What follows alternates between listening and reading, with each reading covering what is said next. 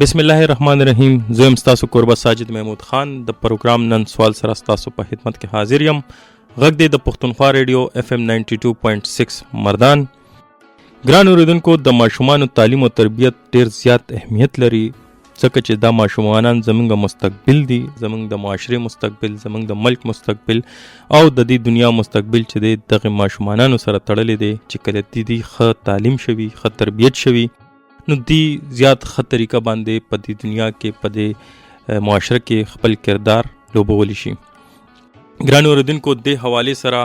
چونکې نن سبا موږ ګورو کرونا په وجه باندې د ماشومانانو چې کوم هغه فارمل ایجوکیشن ورته موږ وایو، هغې باندې هم ډېر اثر پرېوتی دی. هغې دپاره ډېر زیات اقدامات کړی شوي دي، د ګورنمنټ د طرفه هم ډېر زیات اقدامات کیږي او زموږ سکولونو کې تاسو به ګورئ چې لږ تبدیلي هم راغلې ده. هغه تبدیلی داسې راغلی ده چې موږ به مخکې کوم ماشومانان روزانه سکول ته لیږل، اوس په هفته کې یو پیری لیږو او هغې ته هوم ورک میلاویږي. بیا د هغې هوم ورک کولو یو خپله طریقه کار دی. نو موږ دا مناسب ګڼو چې موږ داسې یو ایکسپرټ ته آواز کړو چې هغه د ماشومانو د تعلیم حوالې سره تجربه لري. نو زموږ نننی میلمه لیس محمد صاحب دی چې هغې په خپله یو سرکاري سکول کې پرنسپل هم دی او د 13 کالو نه زیات ټایم په دې درس او تدریس شعبې سره هم پاتې شوي دي. بل هغې ته دا هم یو امتیاز حاصل دی چې هغې باقاعده چې کوم ډسټنس ایجوکیشن دی هغې کې ډېر زیات تجربه لري. علامه اقبال اوپن یونیورسټي ریجنل کوارډینیټر هم پاتې شوي دي. ګران اوریدونکو، راځئ چې لیس محمد صاحب سره دې حواله سره خبرې وکړو د ماشومانو د تعلیم حوالې سره. ټول ناول خو لیس محمد صاحب زه تاسو ته خپل پروګرام کې هرکلی وایم او تاسو ډېره مننه چې تاسو خپل مصروفیاتو کې زموږ دپاره ټایم راوباسو او زموږ د پښتونخوا ریډیو د پروګرام کې هم شرکت وکړو. بسم الله الرحمن الرحیم. جناب ساجد محمود صاحب، زه ستاسو د ټیم، ستاسو د ریډیو پښتونخوا زه ډېر مشکور یم چې په دونه اهم ټاپک باندې تاسو ما ته د خپلو مینوالو سره او د خپلو د قام وګړو سره ما مخاطب کولو مقرره کړه. انشاءالله تعالی چې تاسو هغې انشاءالله هغې باندې به خبرې کوو. لیس محمد صاحب، دا زموږ د پروګرام د تعلیم په حوالې سره دی، خو چونکې نن سبا موږ وینو چې ماشومان چې دي د سکولونو ته ځي نه ځي، کله چټیانې شي کله چټیانې نه شي او سب مجبوري حالات داسې جوړ دي چې هغې کې زموږ چې کوم عوام دی، خلک دی، هغې سره دا ډېر سخت غم دی چې بی زموږ دا او ماشومان به څه کوي، د دې تعلیم به څه چل کېږي، ځکه چې باقاعده تعلیم هغه سلسله لږه غوندې ډسټرب شوې ده. نو دغه موضوع باندې به موږ راځو، خو ټولو نه اول به زه دا غواړم چې تاسو مختصرا زموږ د اورېدونکو ته دا ووایه چې تعلیم څه ته وایي. ساجد محمود صاحب، دا خو ډېر اهم سوال دی چې تعلیم څه ته وایي. اگر چې دا تعلیم چې کوم دی نو بظاهر ډېر آسان شی ښکاري او موږ وایو ګنې دا تعلیم ډیفاین کول او د دې معنا، مطلب او مقصد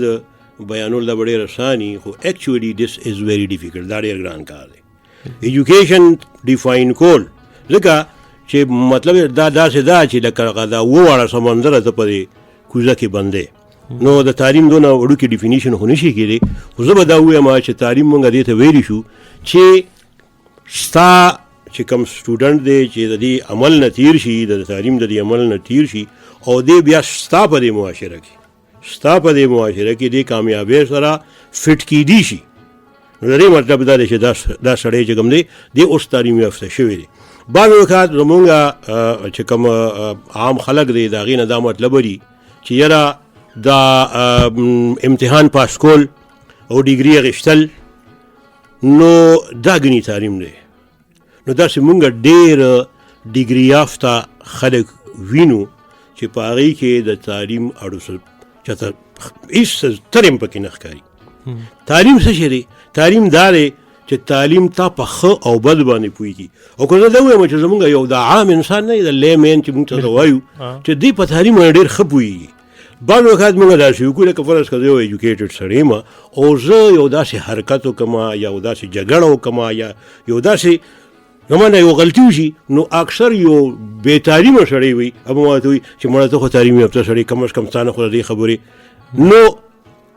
زمونږ د تعلیم یافته سړي نه یو خاص قسمه بیهیویر چې کوم دی نو دا زمونږ ایکسپیکټیشن چې دی به مونږ د یو خاص قسمه بیهیویر شو کوي.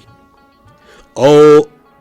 د لرننګ تعریف هم دا دی چې this is a permanent change in behavior but positive change in behavior. نو چې د چا په رویه کې یو مثبت تبدیلي راشي، یو ښه تبدیلي راشي، د هغه نه ښه سړی جوړ شي. په دین او په اسلام کې موږ دا ووایو چې د الله تعالی صالح بندگان جوړول او د الله تعالی صالح بنده جوړېدل،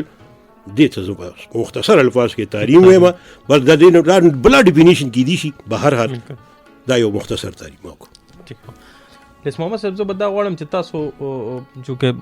د ښه او د خراب خبره وکړه چې ښه او خراب پیژني او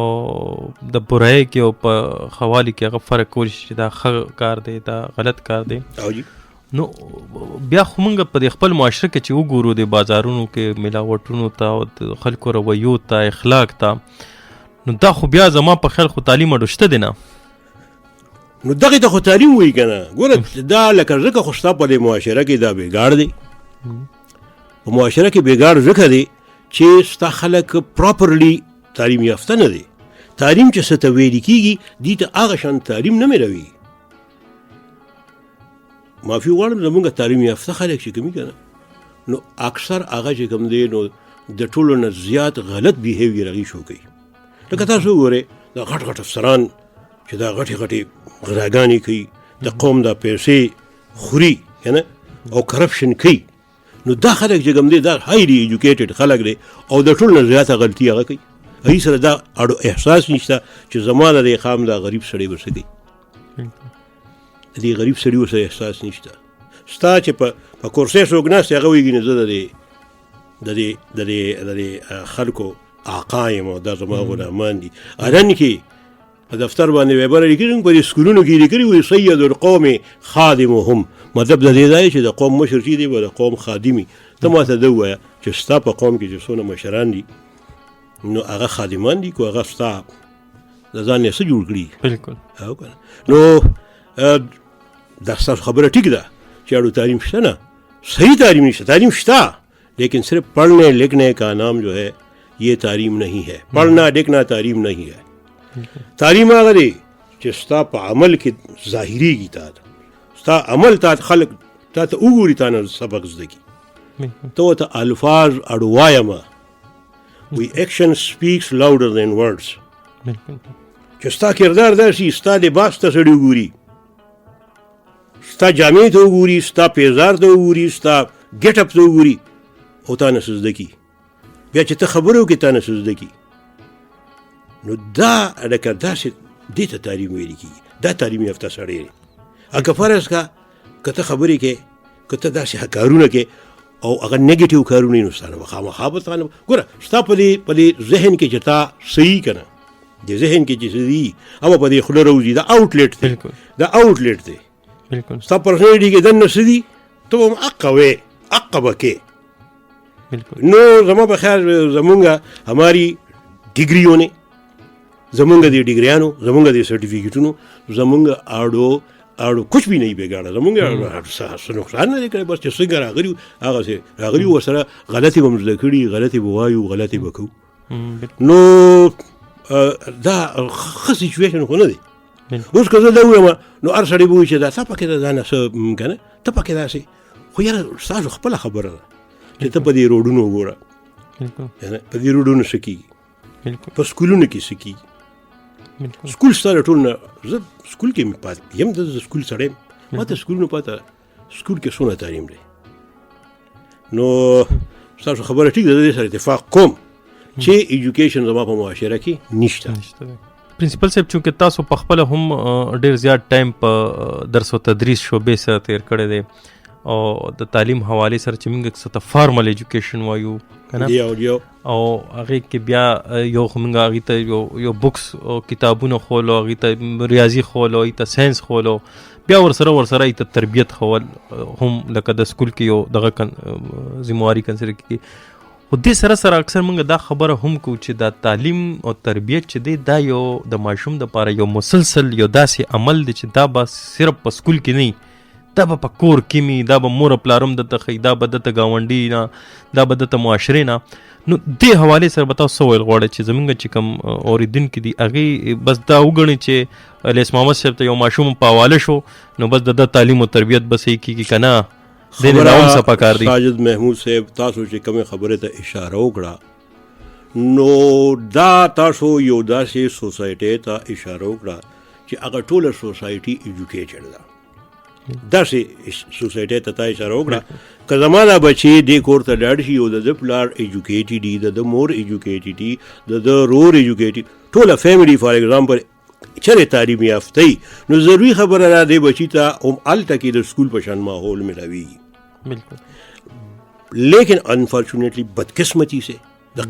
بدقسمتی نه زمونږ معاشره کې د تعلیم څه حال دی دا خو تاسو لږ مخکې مونږ ووایي نو مطلب دی چې هغه ایجوکیشن په کور کې زما نشته نو چې په کور کې زما هغه شان ایجوکیشن نشته نو ساجد محفوظ صاحب د مونږ په دې استادانو باندې دا ډبل ریسپانسبیلیټي راځي چې دی به هغه کردار ادا کوي کوم چې به د دې بچي مور او پلار ادا کوي نو په دې وجه باندې دی به مطلب دا دی چې د بچو داسې ګایډنس کوي چې د کور پورې چې کوم دی نو د دې رهنمایي کیږي ځکه چې په کور کې زما په خیال هغه شانتي ماحول هغه شانتي خلک هغه شانتي استادان نشي ټیک دا یو څو کورونو کې وي خو زمونږ میجارټي د معاشرې افراد چې کوم دي نو هغه ایجوکیټډ خو څه چې دا اوسه پورې لیټریټ هم نه دي لیس محمد صاحب تعلیم چې کوم موږ یو خدا معنا اخلو چې یو سړی کتابونه وایي یو کلاس پاس کې امتحان کېږي څه وخت پس یا شپږ میاشتې یا کال پس پاس کېږي هغه مخکې زموږ د تعلیم کوي لګیا دی تو د ترقي کېږي بل طرف ته دا تاسو کوم خبره کوي چې تعلیم اصل کې د تربیت او دغه بیهیویر او دغه په رویه کې چې کوم مثبت تبدیلی راځي نو موږ هغې ته تعلیم وایو نو آیا تاسو نه کومه تپوس وکړو چې دا معیاري تعلیم څه دی په دې تناظر کې نو تاسو دا معیاري تعلیم به څه ته وایي معیاري تعلیم به زه ساجد محمود صاحب هغې ته ووایم چې ګوره مونږ چې کله د ایجوکیشن سیسټم چې مونږ ډیولپ کوو نو مونږ اول فلاسفي اف نیشن لرو چې د دې نیشن فلسفه څه ده دا په کومه فلسفه باندې عمل کوي یو فلسفه وي بالکل فلسفې ته چې مونږ کله وګورو د فلسفې په بنیاد باندې مونږ چې کوم دی نو بیا خپل مقاصد ډیولپ کړو د دې تعلیم یہ تعلیم جو ہے یہ بے مقصد نہیں ہوتا نہیں ہوتی دا تعلیم بے مقصد نہیں دا تعلیم باقاعده مقاصد ډیولپ کیږي چې دا بچی به مونږه د دې پروسس نه تیرو 14 کاله 20 کاله او بیا به دا مقاصد چې کوم دي نو دی ته به حاصلېږي دا کوم مقاصد چې کوم دي نو دا به د دې د پرسنالټي حصه جوړېږي نو هغه مقاصد اوس داسې خبره ده چې یو خو دا ده چې هغه مقاصد بدقسمتۍ نه لکه زمونږ مقاصد هم هغه شانتې زمونږ د قامي ضرورت مطابق نه ډیولپ کېږي هغې کې د نورو قومونو انټرسټ پکې زیاتي یوه خبره بیا خبره دا ده چې دغه مقاصد دپاره چې کوم دی نو مونږ چې کوم ستا په دې کتابونو کې سي دې ته مونږ کانټینټ وایو دا د نصاب د ډیولپمنټ خبرې په حوالې سره خبره کوم نو دا نصاب ډیولپ کېږي اوس نصاب ته وګوره ستا په بدقسمتۍ نه ستا په دې ملک کې په یو سکول کې یو شانتي نصاب دی په بل سکول کې بل شانتي نصاب دی کانټینټ چې څه ته ویل کېږي او اکثر هغه ستا د دې ملک دی نه یا د امریکې نه راوړی دی یا چې د انګلینډ نه راوړی دی وي دا یا هغه ځای دا د اکسفورډ دی او دا د دې ډېر فخر سره خلک وایي که نه نو کانټینټ چې ډیولپ شي بیا شته چې کوم دی نو د هغې لپاره ټیچنګ میتھډز په کومه طریقه به دا سبق زه دې بچو ته رسوم په کومه طریقه میتھډز اوس یو میتھډ ساجد محمود صاحب there is not only one method of education of teaching method of any transferring knowledge دا یو طریقه نه ده مونږ خو دا چې بس ودرېږو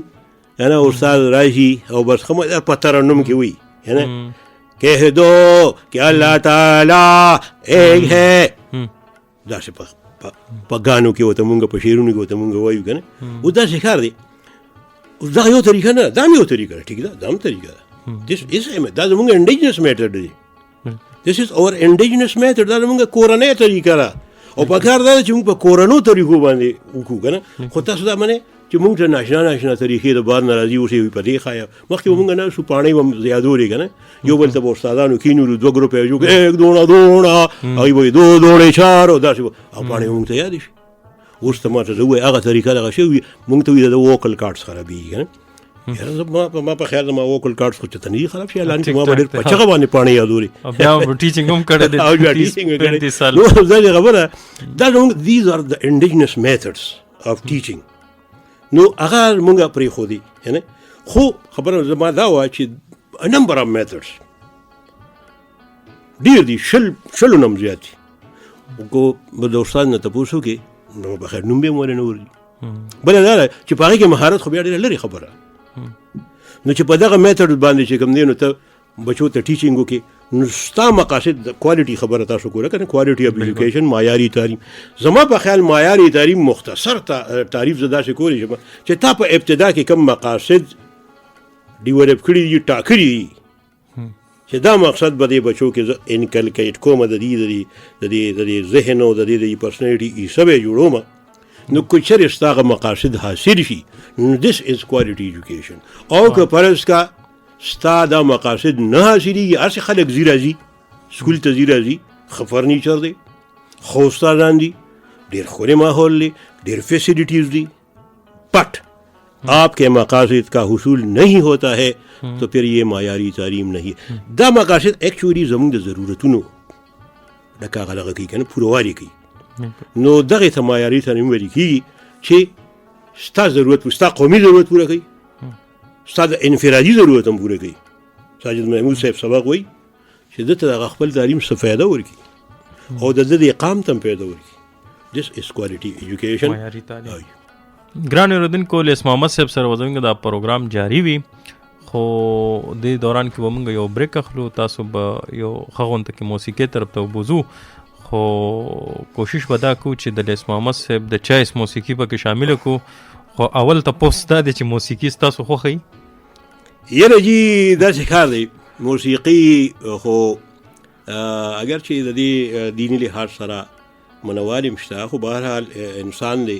او په موسیقۍ کې ځان له په هر یو شي کې چې یو ریدمي یو موسیقي پکې نو هغه مطلب دی چې د بنده خوښېږي بنده ته یادېږي چې کله زه سټوډنټ وم نو په یونیورسټۍ سټیج باندې زه ډېر پاپولر وم او ما دا مختلف سنگرز چې کوم دي دا مختلف پرسنالټیز چې کوم دي د دې پیروډیز به ما کولو او زه به ډېر زیات اپریشیټ کېدم اینډ ایٹ دیٹ ټایم آی واز ویری مچ پاپولر ان پېښور یونیورسټي اوس هم که زما کلاس پیلوز وغیره دا زما دا پروګرام اوري او ستاسو دا خبره دا کوسچن اورېدلي هغوی ته به د مخې سره پته لګېدلي چې دی به څوک یادوي چې موږ ته به څوک د چا ګانه اوروي نو دا لکه نو موسیقي زما خوښوي بله دا خبره ده چې بیا چې کله زه استاد شوم نو زه په ګجورو ګډې سکول کې ساینس ټیچر وم او زمونږ به دا لاست ورکینګ ډے باندې مونږ په ادب پروګرام کېږي نو په هغه ادب پروګرام کې چې اوس خو زه خیر سپین ږیری یم مشر یم هغه وخت کې زه لږ وم ینګ وم او دې څیزونه راسره دونه لکه بدي به راسره نه ښکارېدله لکه که اوس فرض که تاسو مانه دا ډیمانډ وکړئ چې یاره سر اوس ته مونږ ته که نه داسې نو اټ ول بي ډیفیکلټ فار می ایټ دس ایج که نه ځکه چې د هر یو ایج خپل ریکوایرمنټس دي خو به هر حال چې کله زه ینګ وم ینګ ټیچر وم نو ما د دې خپلو بچو لپاره د دې خپلو او ما دې ته ګانې هم ویلي دي ما دې ته شعرونه هم ویلي دي ما دې ته ایکټینګ هم کړی دی دې ته ما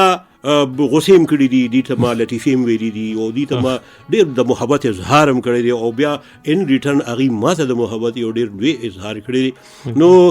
ما به کله کله په سټیج باندې اوس هم زه دا وایم چې جو نه کرنا تھا وہ بھی کر ڈالا ہم نے ظالم تیری خوشی کے لیے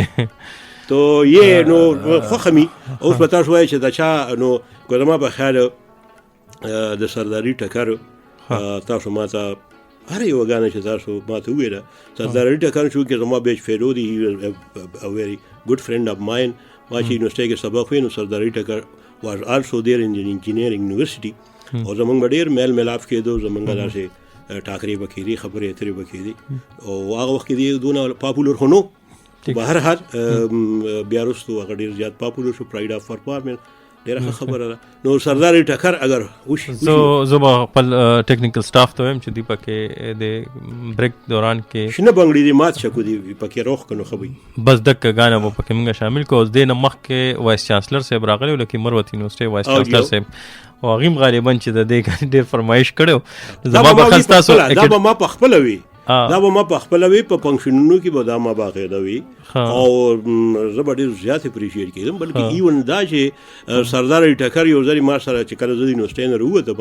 نو چې ما سره په صدر کې داسې میلو شو بای چانس نو ما ته ویل محمده ډېر خوش چې ته د یونیورسټۍ نه ووتې. ما ورته وویل یار ما ته ویل ما سره دا غم و چې هسې نه تا باندې څوک لاس کېږي او ما ته دې را مخامخ نه کړي. نو داسې نو دا ما د دې وړو لپاره ماشومانو لپاره روغ سالم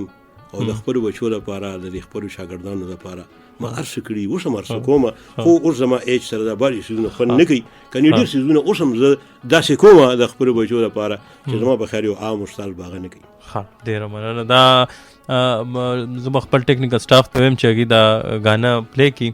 او دا چونکې لیس محمد صاحب چایس دی بلکې موږ به دا وایو چې د هغې د ځوانۍ چایس دی. تاسو به یقین وکړئ چې دا به په زمانه بغیر به زما ډېر دا سامعین چې کوم دي که نه نو هغوی به ډېرو به دا ویلي چې لیس محمد صاحب بہت سرداري ټکر کوي. بلکل.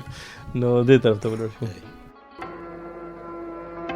د مستې جنې نه خدای بنګړي ډېر ماتوي چې لګنو رمسته شي زړګي ډېر ماتوي ویشنو بنګړي دې ماچا شنو بنګړي دې ماچا په داس پینولې چوباندې زور زتیرے سال 1900 دوڑان شنو بنگڑی دے ماچا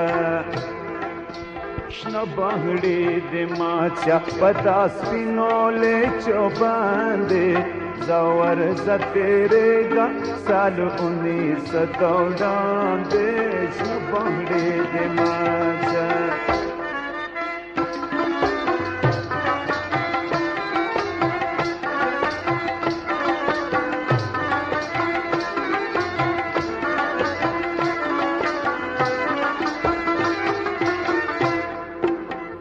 پکو سرا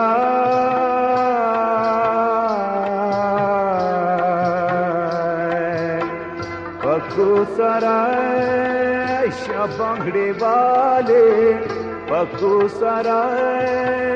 شبنگڑے والے لیلا دخلو بنگلو لے چیڈا کبینا شنو بنگڑے دے ماچا پداس پینو لے چوباندے زور زتیرے سال 1900 دوڑان دے شنو بنگڑے دے ماچا.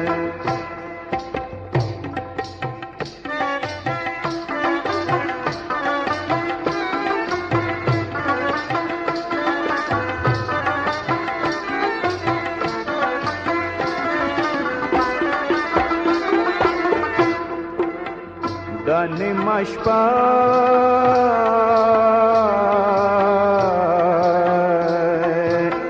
دا نیمه شپه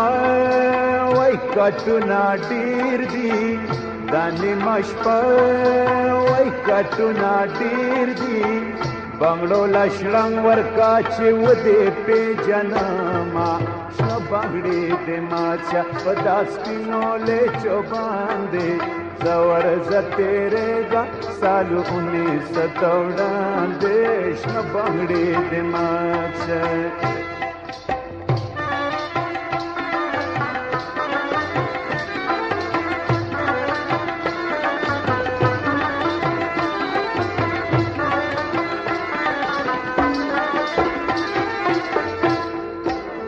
کور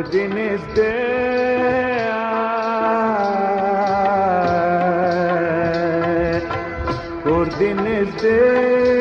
وای کوسا دلاره کور دی نزدې وای کوسا دلاره ستا د بنګړو شڼه مې خوب ته نه پرېږدي نه بنگړې د ماچا پدا سپینولې چوباندې زور زتېرې دا سالو می سدوړاندې شنه بنگړې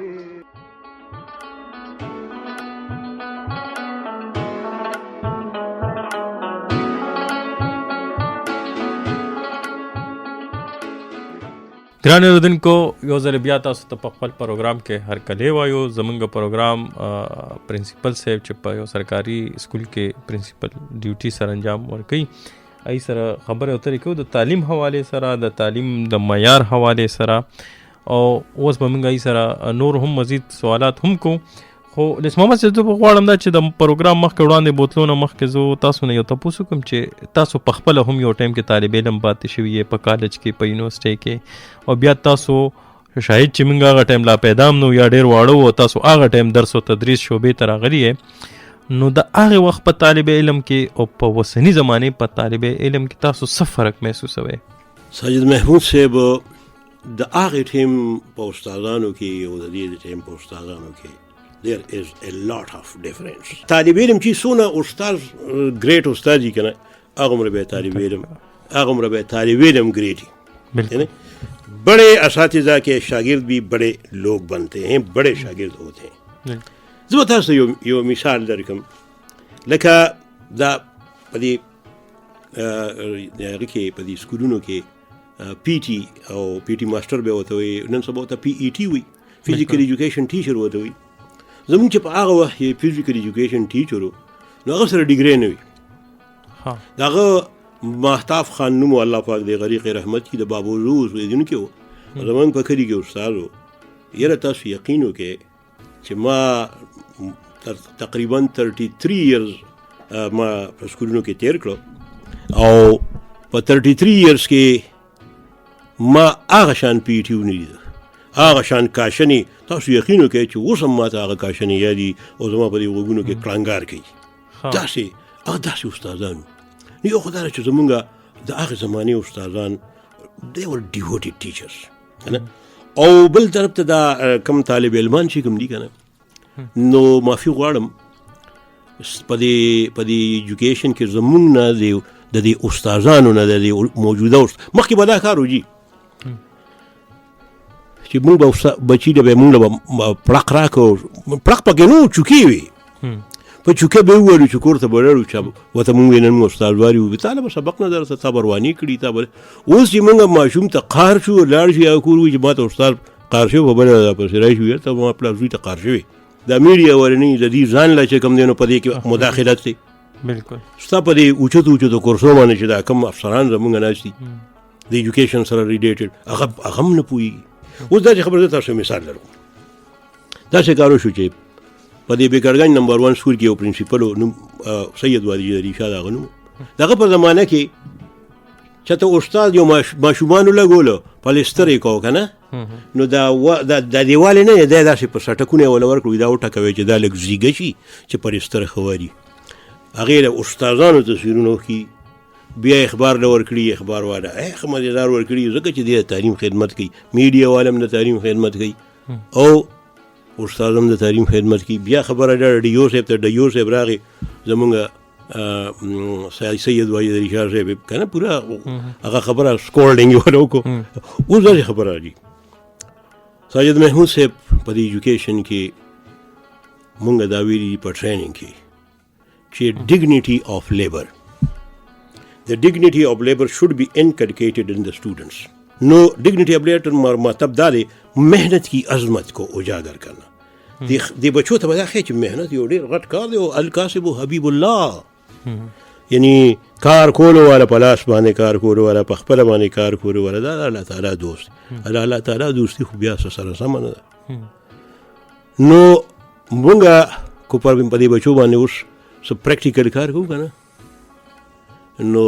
میډیم را پسی شي افسران را پسی شي والدین را پسی په بچو باندې کار کوي نو دا شکر دا زمونږ دا د دې وخت بچي او د طالب علمانو خبره کو او دا وخت په طالب علمانو کې دا فرق دی مونږ زمونږ د وخت طالب علمانو د استادانو خدمتونه کړي ډېر خدمتونه کړي اوس خدمت خو لوی خبره ده چې په سکول کې پیاسې یو بوټي غونډه کې د سوکړه د سکول اوبه هم پې وي نه راړي اوبه هم پې نه راړي وي دا ماشوم دی دا نوکران دي سره پرې په خدای کې نو که تاسو بل یو مثال در کوم زه په سری بهلول های سکول کې آی واز هیډ ماسټر دیر یو ښځه راننوته داسې زما په افس کې داسې یو تا غونته کې وکړه او بیا کلاسونو ته روانه شوه ما ته چټي هېڅ نه ووایي چې یاره دا ښځه خو چې هر څوک دا خو څوک ده سکول ته راننوته او بیا زما تماشه یې وکړه اوس کلاسونو ته راړه دا خامخا دا خو لویه ښځه ده ما نه پېژنده نو داسې زه ورغلم السلام علیکم نو دا وګوره دې ځای کې لږه دوړه پراته ده په کړکۍ باندې بیا چې داسې ډلونو په برنډه کې د ماشوم چې ته ټاپي خوړلې وه نو د هغې هغه ریپر پروت و دغه ټایم کې زما د سکول کلاس 4 هم ورسېده نو ما ته یې ته وګوره هیډ ماسټر صاحب زه داسې ملامت هم شوم نو چې زه ورته ورښکته کېدم نو هغه کلاس 4 چې ورښکته شو نو چې هغه راوچته نو دې پې خپه کېښوده چې خپه پې کېښوده نو دې وی نه دا به وي ته نه وژتې راشه بچې دې خوا یو ماشوم یې راوغی وی راشه بچې دې خوا پیدل یې کړه دا راواله هغه ډسبین کې واچو ډسبین ما ته وی هیډ ماسټر صاحب دا طریقه ده د ماشوم باندې به کار کې بالکل دا دغه سکول دی دا دغه سکول دی به کار کول دغه خو وجه ده که نه چې ستا د دې سکول نه د دې سیسټم نه اوس څوک فارغ شي نو خاني غواړي افسري غواړي په کورسۍ باندې وایي چې هسې ناست یم ټک کار نه کوم تنخوا راته میلاوي بس یاره ساجد محمود صاحب this is the difference موږ باندې به استادانو خدمتونه هم کول کارونه به هم را باندې کول او دا خو موږ داسې اورېدلي چې په یو ډرامه ما کته تاسو خو د ډرامو سره کار نو هغې کې یو ماشوم سکول ته نه ځي وي زه نه ځم وایي ما باندې هغه استاد بیا کار کوي نو مور ورته وایي بچې وایي چې خدمت نه کوې نو لوی سړی به نه څنګه جوړېږي نو د استادانو چې څوک خدمت وکړي د هغه نه لوی سړی جوړېږي نو دا بعضې وخت داسې مونږ کارونه کوو که نه چې لکه مونږ ماشومان اوس زمونږ کو ایجوکیټډ خلک دي نو هغې هم دا وایي چې پرېږده ماشومان داسې لوی کې وښې به یې نه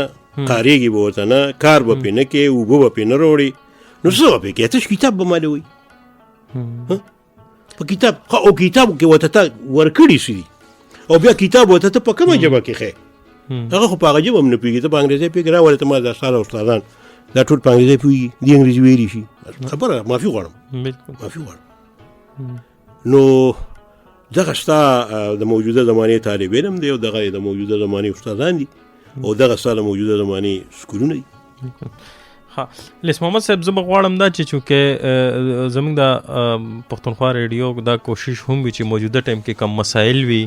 یا داسې خبرې وي چې موږ په هغې باندې هم خبرې اترې وکړو خلکو ته داسې څه فایده ورکړو یا څه داسې یو ماهر وغواړو د هغه رایې پکې شامله کړو نو چونکې نن سبا د کرونا ډېر غټه مسله ده په پوره دنیا کې عالمي ټوله دنیا کې ده جی ټوله دنیا کې ده او پاکستان کې هم کوم وګورو نو د کرونا نه تعلیمي ادارې ډېرې زیاتې متاثر شوي دي د ماشومانو تعلیم حکومت سره دا ډېر زیات غم دی او ډېر زیات په دې باندې سوچ بچار کې چې په څه طریقه باندې موږ د تعلیمي نظام مخکې بوځو او د دې سوال کولو زما مقصد تاسو نه یو دا هم دی چې تاسو چونکې علامه اقبال اوپن یونیورسيټي چې بالکل ما دا نن سبا چې کوم سیستم اپلای کیږي ما په دې کې ایم فیل کړی ډسټنس اینڈ نان فارمل ایجوکیشن کې آی هیو ډن مای ایم فیل ان دس بالکل او تاسو دا نظام هم نږدې نه لیدلی دی چې کو یو سټوډنټ یو یونیورسيټي ته نه ځي او هغه څنګه طریقه باندې به هغه چې کوم فارمل ایجوکیشن ورته موږ وایو هغه به څنګه کوي که نه نو زه تاسو نه دا تپوس کوم چې د کرونا د اثرات باندې لږ ونته کې تاسو موږ ته ووایو بیا د دې چې کوم الټرنیټ طریقې استعمالیږي د آنلاین ایجوکیشن یا د بل داسې طریقې کار چې کوم مختلف سکولونو کې کالجونو کې یونیورسټو کې پای باندې خبرې اترې کېږي نو دې حوالې سره تاسو به څه ویل غواړئ ساجد محمود صاحب کرونا یو حقیقت دی خو بدقسمتۍ نه زمونږ چونکې په معاشره کې داسې ایجوکیشن نشته نو اوس هم هغې له مونږ خپلې څه دیومالۍ هغه م وله ورکړي دي چې دا نشته او دا چل دی او دا د حکومت دا مطلب دی یعنې هغه حکومت هغه مطلبونه مونږ پکې ګورو یار د حکومت پرېږده ستا صحت ته نقصان زه په خپله ما کرونا ما باندې تېره شوې ده کرونا ما باندې تېره شوې ده او زما د کرونا تقریبا په 1 جون نه تر د 15 جون پورې ما کرونا تېره کړې ده. د هغې نه دې خوا دا څونه پیریډ تېر شو اوس هم زه چې کوم دی د هغې اثرات بالکل محسوسوم. زما په بدن کې اگر چې زه ټیک شوی یم زما په بدن کې اثرات شته زه محسوسوم داسې. نو یو خو دا ده چې دا حقیقت دی. اوس دا حقیقت دی نو دا بچي زمونږ چې کوم دي دا ډېر نازک دي چې دا ډېر نازک دي. د دې زما په خیال هغه امیونټي هغه نظام امنیت چې څه ته ویل کېږي هغه هم دومره ډیولپ نه وي. نو ماشومان او خاص کر لکه بوډاګان د دې خصوصي طور ښکار جوړېدي شي بلکې کم نوجوانان چې زمونږ کم وي چونکې هغې کې لکه دونه انرژي وي هغې ډیفینس سیسټم هغه وخت سره سټرانګ وي نو هغې دونه نه سفر کېږي. خو دا اولډ ایج والا خلک او دا ماشوم ایج والا خلک چې کوم دی نو دا ډېر سفر کېږي. نو دا سکولونه چې بندېږي ټیک ده زه دا منم بچو ته نقصان کېږي خو داسې کار دی چې د بچو زندگی زه به د خپل بچي مثال والم. مثلا زه د بچي په تعلیم به څه کوم چې بچي زمانه مطلب د سبا مړ شي خدای مکا او نو مطلب دا چې جون دی نو انشاءالله تعلیم به وشي. بل دا تعلیم دا دی چې زمونږ خو ایز مسلم زمونږ دا ایمان دی که نه چې اطلب العلم من المهد الى اللحد. د مور د غېږې نه واله تر د لحده پورې زده کوه there is no age restriction. بدقسمتۍ نه ستا په عمر کې دغه شی هم شته ایج ریسټرکشنز هم پکې شته نه دي په کار. خو به هر حال نو تعلیم بیا هم کیدی شي زندگی بیا نشي راتلی. اوس تاسو چې کومه خبره وکړه چې ماشومانو تعلیم سفر کیږي او دا الټرنیټیوز چې کوم استعمالیږي آنلاین سیسټم استعمالیږي یا نور داسې کنه یا نن سبا لکه دا زمونږ په سکولونو کې چې کوم دی په سکولونو کې زمونږ که چې کوم میتھډ دی نو هغه عام طور اساینمنټ میتھډ اوس دی وی هوم ورک ولا ورکوي او هوم ورک بیا هغه چې کوي یو خدا دی دا هوم ورک چې کوم دی کنه د دې ځان له خپل اصول دي خصوصا استادان صاحبان دا ووري ګوره دا نن سبا بچي مونږ له مخکې به ماشومان په هفته کې شپږ ورځې راتلل یو ورځ به نه راتلل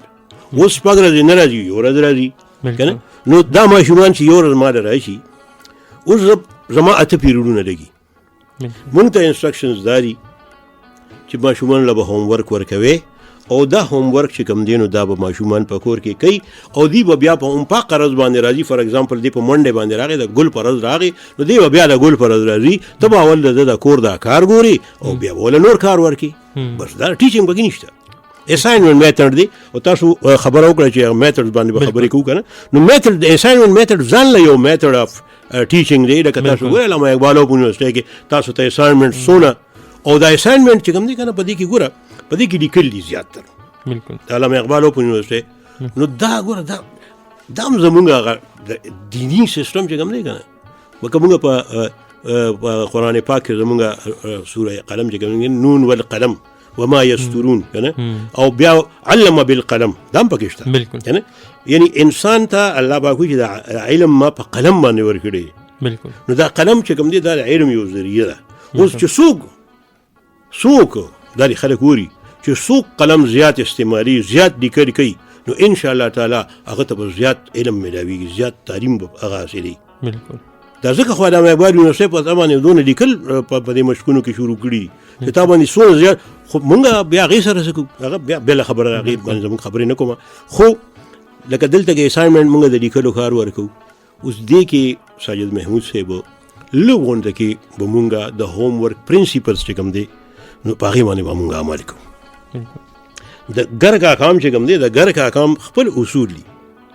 یو اصول دی چې ګر کا کام چې کوم دی دا به لګي شارټ نو اوس دا ښکار چې دی خو د دې کورس دی روز یو ده کورس هم ختمول دي نو دی به راشي کوي چې لږ کورس ورکړي خو د موسټ امپورټنټ چې کوم بیسیک شي که نه چې لکه استاد دا وګڼي چې یاره د دې مضمون دپاره دا شی ډېر ضروري دی نو دغه دی وله ورکوي خو لږ دی وله ورکوي لږ ځکه ورکوي چې ساجد محمود صاحب دا کم هغه چې دی د هوم ورک نو 8 پیریډونه 8 استادان بدل راځي 8 استادان به دته کار ورکوي. اوس تا ما ته ده ووایه چې دته ته فرض کړه 8 پانډه وتړئ دا ماشوم به بیا څه کوي، دی به لوبې کم ځای کوي، دی به ډوډۍ زه دی خو به ټوله نه ځي استاد راله کار راکړی. نو یو خو دا ده اصول دا دي لومړی چې دا کار چې کوم دی دا به لږ ورکړي، او دویم دا بل اصول دا دي، دویم اصول د هوم ورک دپاره دا لږ دغه سره وایم چې بیا به چې کوم دی نو دا کار چې کوم دی که نه دا به اسان کار به وله ورکړي، اسان کار، ګران کار به ورله نه ورکړي. ځکه چې دا ګران کار ته دله ورکړي نو دا ماشوم چې کور ته ډېر شي کور کې څوک دی یار، کور کې خو څوک نشته که نه، د پړایه څوک نشته، مور انپړه ده زما د بیبې په شان دی که نه، د چا به پلاري او د چا بني وروڼه به د چا څوک به کور لکه یي نه که نه، بیا چې راشي ستړي به دته به یا څوک سمیږي یا سمیږي نه. نو اصول د هوم ورک دا دي، د ګر کاکام اصول دا دی چې ګر کاکام دا نه آسان پکار دی چې دا ماشوم چې کوم دی ان هیز اون په خپله دی هغه حل کولی شي، چې دی هغه حل کولی شي، نو داسې به وله ورکې آسان کار. نو دا استاد ته خو پته چې دا کار ګران دی او دا آسان دی او دا د ماشومانو دپاره چې کوم دی نو په خپله یې کولی شي او په خپله یې نشي کولی. نو دا او بیا بل اصول دا دی چې کله کار راشي نو کار به بیا چک کې، ٹھیک شو جی، کار دی چک کو بیا واپس کاغه باندې لیکلو کا کوم غلطي هغې نه نشاندهي وکړه، ماشوم ته فیډبیک ورکړه.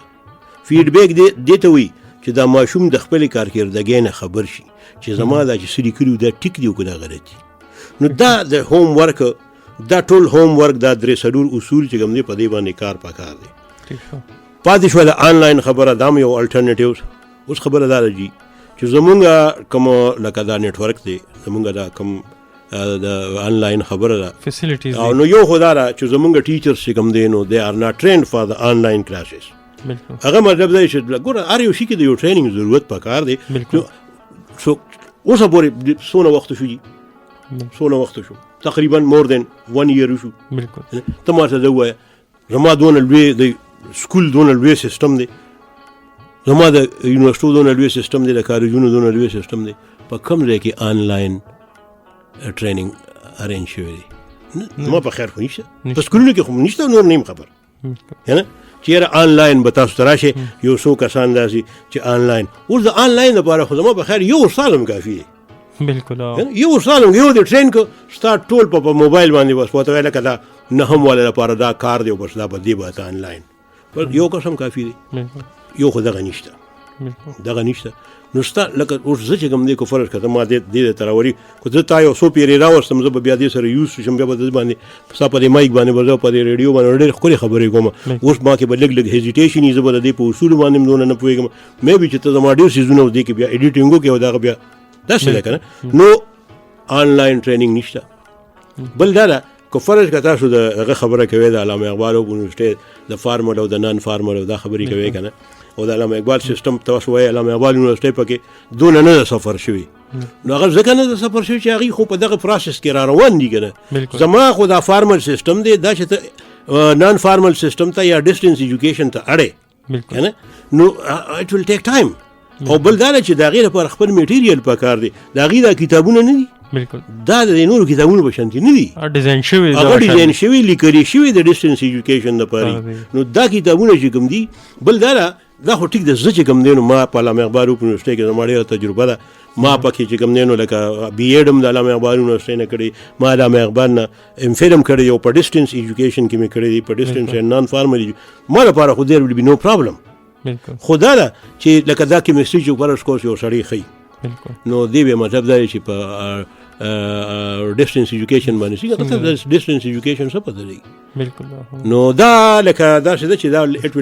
دا لږون ته کې ټریننګ دی له پکار دی، او په دې باندې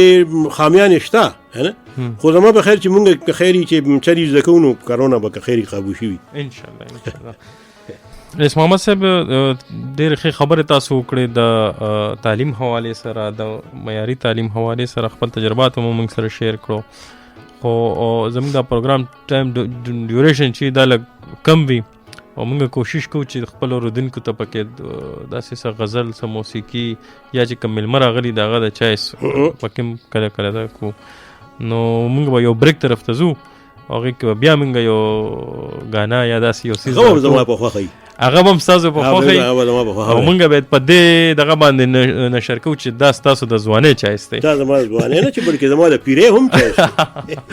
نو بالکل که د پیرې څه چایس وي نو هم راته ویلی شئ. د پیرې جایز دی هغه یو شعر دی که نه وي په ځوانۍ کې د پیرې خصلت پیدا کړه په دنیا باندې به پای مست و ځوان سو. نو مطلب دا چې مونږ د ځوانان چې کوم یو که نه نو زمونږ هغه وخت هم دا د پیرې چایس دی، اوس هم دا زمونږ د پیرې چایس دی. زه به چې کوم دی نو احمد خان خدای بخلي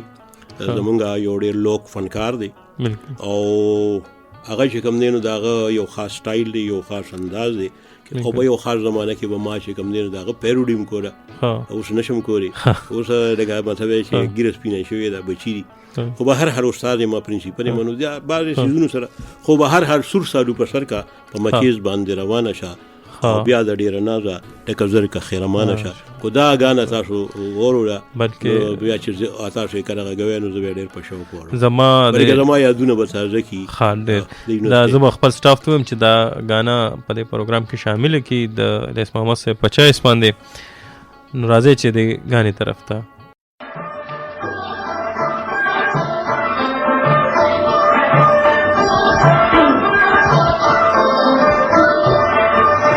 سالو پسر کا تمتیز باندی روانه شا یاد ډیر ناغا لکزر کخی رامانه شا سالو پسر کا تمتیز باندی روانه شا یاد ډیر ناغا لکزر کخی رامانه شا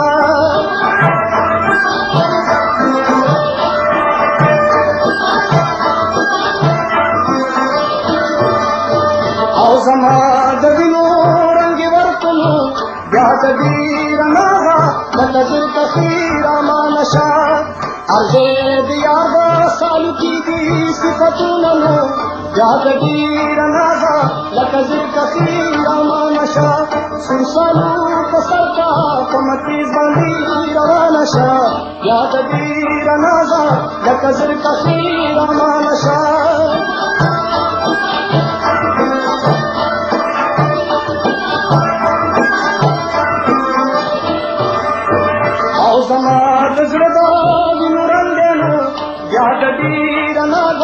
لکزر کخیر آمان شا لکی زندگی یارمان زلا سوننو یاد دیر ناغا لکزر کخیر آمان شا سر سالو پسر کا کمکی باندی روان شا یاد دیر ناغا لکزر کخیر آمان شا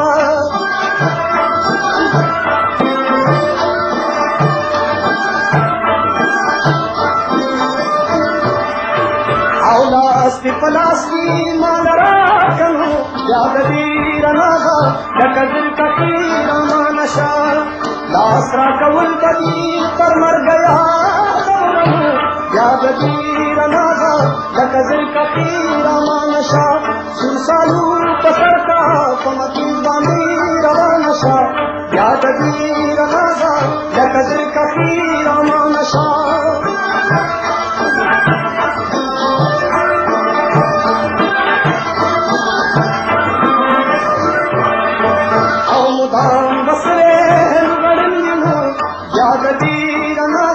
لکزر کخیر آمان شا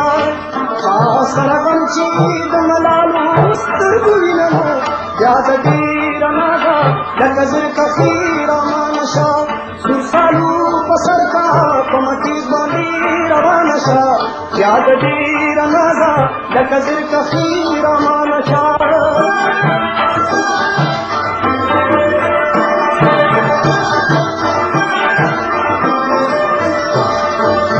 پما ذکری سبلادنو یاد دیر ناغا لکزر کخیر آمان شا دو تلو خاوری دیر کی جرزم منو یاد دیر ناغا لکزر کخیر آمان شا سر سالو پسر کا کمکیز باندی یاد دیر ناغا لکزر کخیر آمان شا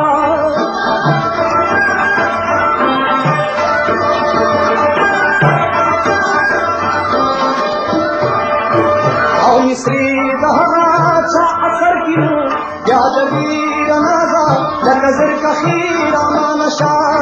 چې د دې لاس او دې ګورنو بیا د دې رمضا د نظر کخیر ما نشا سنسالو پسرکا کومتی ځواني روان شا بیا د دې رمضا د نظر کخیر ما نشا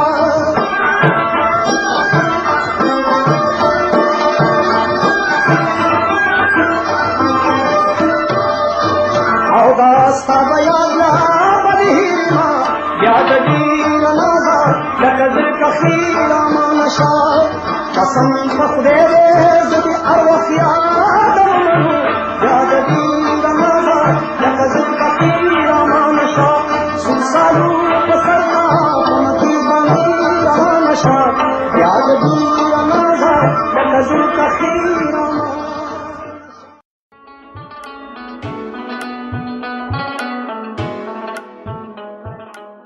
لیس محمد صاحب زه یو ځل بیا ستاسو شکریا ادا کوم چې تاسو موږ له ټایم راکو زموږ پروګرام ته راغلې او د سکول د ماشومانو حوالې سره پیرنټس ته ټیچرز ته او عام ولس ته ډېرې ښې خبرې وکړې او دا ډېر ضروري دي چونکې کرونا راغلی د دغې دویم لهر دی په وجه ډېر زیات مشکلات دي خو زه به وایم چې زه غواړم دا چې تلو کې تاسو کو څه پیغام ورکول غواړئ خاص کر ایجوکیشن ډپارټمنټ سکولونو کې چې کم دي کو هغه پرایویټ کې دي کو هغه سرکاري کې دي کو د نهم ټیچران دي کو هغه د پرایمري لیول ټیچران دي ای ته بس داسې سم میسج ورکول غواړئ او دا هغې پیرنټس ته چې کم د دې ماشومانو ته هوم ورک ملاویږي د هغې ته څه میسج ورکول غواړئ نو د زموږ د پلیټفارم نه تاسو نو دا خو لکه د ساجد محمود صاحب زه هم ستاسو ډېر مشکور یم ستاسو ډېر مننه چې تاسو دا خو په زرګونو استادان دي او په زرګونو داسې پوهې خلک شته دی چې هغوی ستاسو دا مطلب او دا مقصد سره کولی شي او تاسو پکې زما انتخاب وکړو نو د دې لپاره زه خصوصي په توګه باندې ستاسو چې کوم دی نو ممنون او مشکور یم او اخري پیغام به زه داسې ووایم چې د استادانو ته به زه یو خبره وکړم چې نن سبا چې کم ټیچنگ پسند کیږي جس کو پسند کیا جاتا ہے چې کم خوخیږي که نه نو هغه دا دی چې په دې کې طالب علم ایکټیو وي او استاد نسبتاً پیسې وي نو هغه به تاسو لکه ته به خپل سټوډنټ ایکټیو څنګه ساتې نو ایکټیویشن دپاره او د ایکټیو کولو دپاره چې کوم دی نو موږ سره کوېسچن د ټول نه لوی غټ هتیار دی نو دا هغه خپل سبق مطابق آسان کوېسچنې وقتا فوقتا او په لکه پریویس نالج ټیسټ کولو دپاره وقتا فوقتا چې کوم دی نو د دې خپل کلاس کې چې استادان ټیچنګ کوي نو دې دې تپوسونه کوي او اسم دا تپوس چې کوم دی که نه نو دا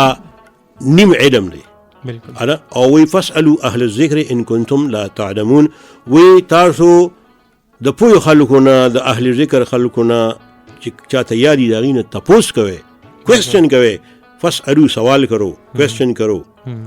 اگر تم نہیں سمجھتے ہے نا نو ماشومان دی هم تپوس کی ماشومانو د پاره دا پیغام دی کو فرض کدی نه پوي د استاد نه تپوس کوي او استاد دی د جایزې په تور باندې تپوس کوي چې دا ماشومان می پويږي او کنه پوي او بل په دې موجوده وخت کې لکه تاسو خبرو وکړه د پیرنټس لازم مواري جوړي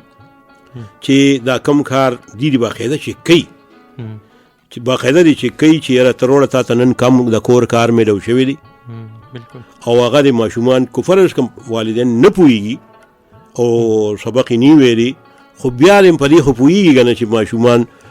کښېنئ او دغه خپل هوم ورک چې کوم دی نو ترسره کړي نو بس دا زما اخري پیغام دی چې دا یو جاینټ ایفرټ دی په دې کې به استاد شاګرد او والدین معاشره حکومت دا ټول چې رايوځای شي او د دې دا جاینټ ایفرټس وشي نو انشاءالله تعالی داسې کرونا او داسې ډېر مصیبتونه آفتونه کورالل نو انشاءالله تعالی زمونږ په دې قوم کې یو داسې جذبه او داسې کرج او حوصله شته دی چې انشاءالله داسې غټ رکاوټونه مونږ مخکې ترسره کړي دي او انشاءالله تعالی آینده هم ترسره کوو د الله نه به مدد غواړو پاکستان زنده باد ډېره مننه لیس محمد صاحب ګران اورېدونکو تاسو د لیس محمد صاحب خبرې اورېدې بل پروګرام پورې تاسو نه اجازت غواړو د الله په امان